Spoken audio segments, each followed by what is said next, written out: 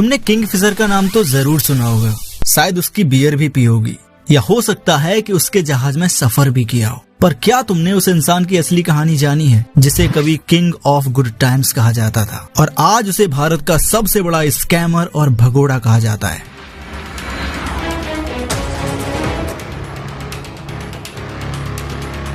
ये कहानी है विजय माल्या की, एक ऐसा इंसान जिसके पास सब कुछ था, पैसा, पावर, शोहरत और सरकार से बहुत गहरा रिश्ता, लेकिन फिर भी एक दिन वो चुपचाप देश से भाग गया। लोगों की सैलरी रह गई, बैंक डूब गए, लेकिन वो लंदन में अपनी शराब की बोतलें सजाता रहा। तो चलो अब शुरू करते हैं वो सच्ची कहानी जो हर इंडियन को जाननी चाहिए।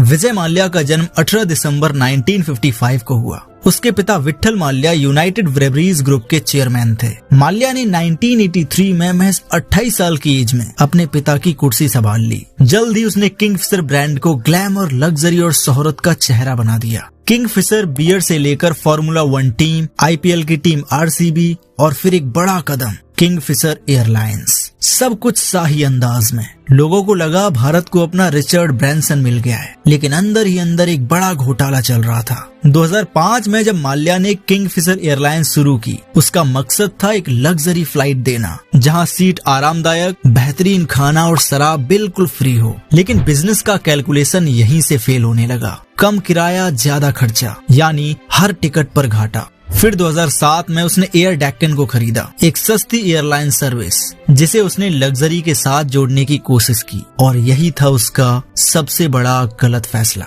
2011 तक किंगफिशर पर 7,000 करोड़ से ज्यादा का कर्ज हो गया था। सैलरी बंद, जहाज जमीन पर और कर्मचारी सड़कों पर आ गए थे। कुछ कर्मचारियों ने खुदकुशी तक कर ली और माल्या वो अपने प्राइवेट यॉट पर विदेशी मॉडल्स के साथ पार्टी कर रहा था। माल्या ने 17 भारतीय बैंकों से 9,000 करोड़ तक का कर्ज ले लिया। CBI और ED की जांच में सामने आया कि पैसा विदेशों में ट्रांसफर किया गया था, फर्जी कंपनियों के जरिए घुमाया गया था, फर्जी बिल और इनवॉइस बनाए गए थे, परिवार और विदेशों में अकाउंट्स में पैसा भेजा गया था। मतलब जानबूझकर कर्ज लिया और चुकाया नहीं, विलफुल डिफॉल्टर। 2016 में सरकारों को भनक लगी कि माल्या भाग सकता है। CBI ने लुकआउट नोटिस जारी कर दिया, लेकिन लिखा गया इन्फॉर्म ओनली, डोंट डिटेन, यानी बस सूचना दो, पकड़ो मत।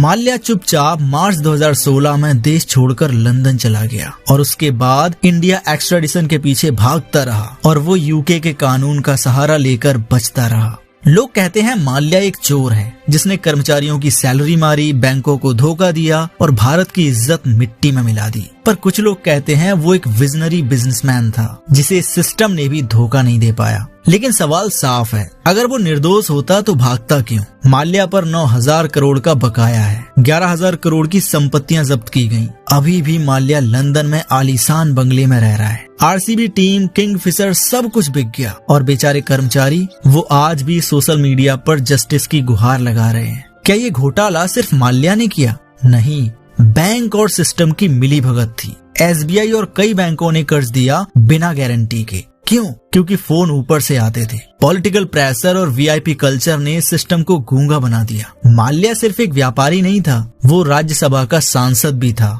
2 बार। हर पार्टी से उसका तालमेल था, कभी BJP को फंड, कभी कांग्रेस को। वो एक पॉलिटिकल एसेट था जिससे कोई सवाल नहीं करता था, और मीडिया जो भी दिखाता था वो सिर्फ आधा ही सच होता था। जब किंगफिशर डूब रही थी तो मीडिया दिखा रहा था माल्या की पार्टियां, मॉडल्स, IPL की चमक, पर भूखे कर्मचारियों की चीखें किसी ने नहीं दिखाई, क्योंकि माल्या की कंपनियां करोड़ों का विज्ञापन देती थीं। सच को दबा दिया गया। माल्या अकेला नहीं है। नीरव मोदी 13,000 करोड़ का घोटाला, मेहुल चौकसी बैंक फ्रॉड, IL और FS स्कैम में हजारों करोड़ डूब गए। इन सब में एक चीज कॉमन थी, ये सभी किसी न किसी तरीके से सिस्टम के साथ जुड़े हुए थे। आखिर असली दोषी कौन है? हाँ, विजय माल्या ने गुनाह किया, पर उसे गुनाह करने का मौका किसने दिया? वो बैंक अधिकारी, वो नेता, वो खामोश मीडिया। देश का नुकसान सिर्फ एक आदमी ने नहीं किया, बल्कि पूरे सिस्टम ने मिलकर किया। तो क्या विजय माल्या चोर था? हाँ, बिल्कुल था, पर वो अकेला नहीं था। वो उस सिस्टम की उपज था जिसमें पैसे वालों को भागने का रास्ता खुद सरकार बनाती है। वो भाग गया क्योंकि उसे पता था यहाँ कोई पकड़ने नहीं आएगा, और अगर जनता सोती रही तो अगला माल्या फिर निकलेगा, नई कंपनी, नई पार्टीज, नया घोटाला। अब सवाल ये नहीं है कि माल्या वापस क्यों नहीं आया, सवाल ये है ये केस अभी भी चल रहा है और हो सकता है जब उन बेचारे कर्मचारियों को न्याय मिले तब तक वो इस दुनिया से ही जा चुके होंगे। यही सच्चाई है सिस्टम की। अमीर घोटाला करके 9 साल से फ्री घूम रहा है और इसकी जगह अगर किसी आम आदमी से बाइक की 3000 रुपए की EMI भी लेट हो जाए तो उसे जेल जाने की धमकी मिलने लगती है। यही थी विजय माल्या की सच्ची कहानी। अपनी राय कमेंट करके जरूर बताना और अगर ऐसे ही अमेजिंग वीडियोस में इंटरेस्ट रखते हो तो सब्सक्राइब करके जाना। मिलते हैं अगले वीडियो में।